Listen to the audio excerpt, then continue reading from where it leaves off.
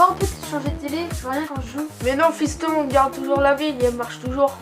Ouais, mais l'ancienne consomme 3 fois plus que si on achète une nouvelle. Bon, ok. Mais tant qu'elle fonctionne, on la garde. Ok. Non, on ne change pas de télé parce que la nouvelle consommera moins. La fabrication d'une télévision ainsi que son recyclage consomment énormément d'énergie. Par ailleurs, il faut savoir que les écrans plasma et cathodiques peuvent consommer jusqu'à 50% de plus qu'un écran LCD. Il vaut mieux ne changer de télé que lorsqu'on est sûr que l'ancienne ne fonctionne plus.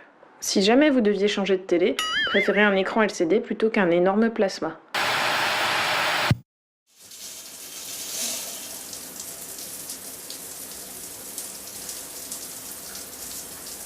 Florian, ça fait 20 minutes que t'es là-dedans, maintenant que tu sors, c'est pas toi qui paye l'eau. Ok, papa.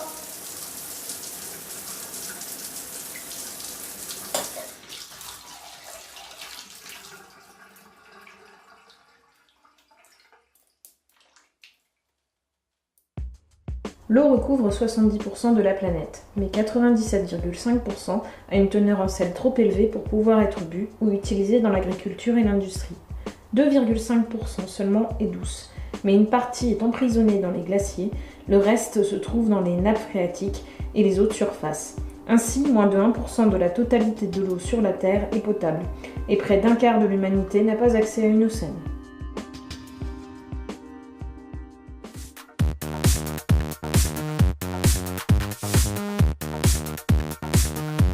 La pomme à douche, donc vous avez tout ça chez vous, hein, je pense. Hein. Donc, si vous l'utilisez comme ça, vous allez consommer à la minute 17 litres d'eau. Bon, maintenant, il existe ce qu'on appelle les petits mousseurs. C'est un peu ça, quoi. Alors, ça existe, ça c'est la totalité que l'on peut mettre, que l'on peut rajouter sur un tuyau qui arrive au-dessus du lavabo ou au-dessus de l'évier. Vous passez à 9 litres au lieu de 17. On a d'autres mousseurs ici, vous voyez ici, qui peuvent s'adapter également sur différents points d'eau que vous avez dans la maison. Mais bouge, là, c'est m'énerve. Florian, va faire tes devoirs. J'arrive. Tout de suite. Ok.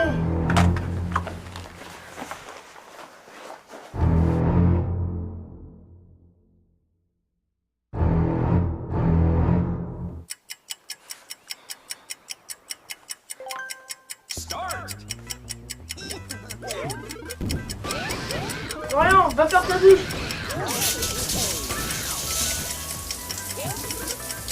Florian, viens manger.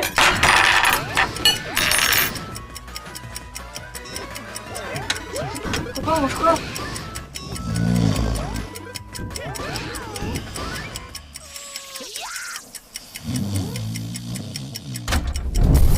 Si vous laissez votre écran de télévision allumé toute la nuit, cela équivaut à 10 ampoules que vous auriez laissé briller dans votre maison. Imaginez, à l'échelle d'une ville, ce que cela représenterait si tout le monde faisait pareil. Papa, il fait trop chaud. Bah, je vais ouvrir la fenêtre. Attends. Je vais baisser le chauffage.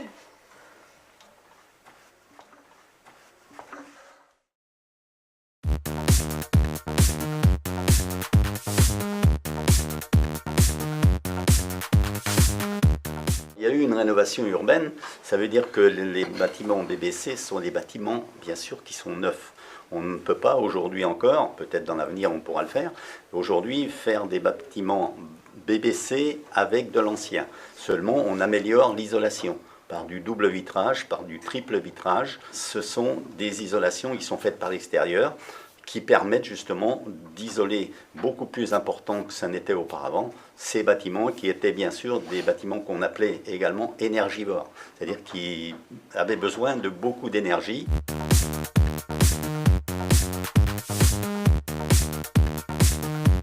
Il y en a, je dirais, 200 logements à peu près, en neuf, en BBC, mais il n'y en a que 80-90 d'occupés.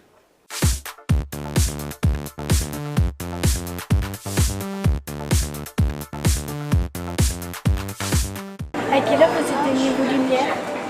Alors je vais les éteindre à 21h, puisque le magasin ouvre de 7h du matin jusqu'à 21h le soir, 7h, 21h, du lundi au samedi. Il est également ouvert tous les dimanches matins de l'année et tous les jours fériés de 9h à 13h. Donc, pour des raisons d'économie d'énergie, nous coupons notre enseigne Carrefour City à 21h le soir. Éteignez à 20h le soir. Voilà. Et on ouvre à 6h le matin. Midi. Parce qu'aujourd'hui, tout vient pour ça. Je fais économie. Maintenant, c'est l'électrique, les gaz, trop cher. Le soir, j'entre ici, 17h30. Je coupe les salades d'oignons, quelque chose. J'attends 18h.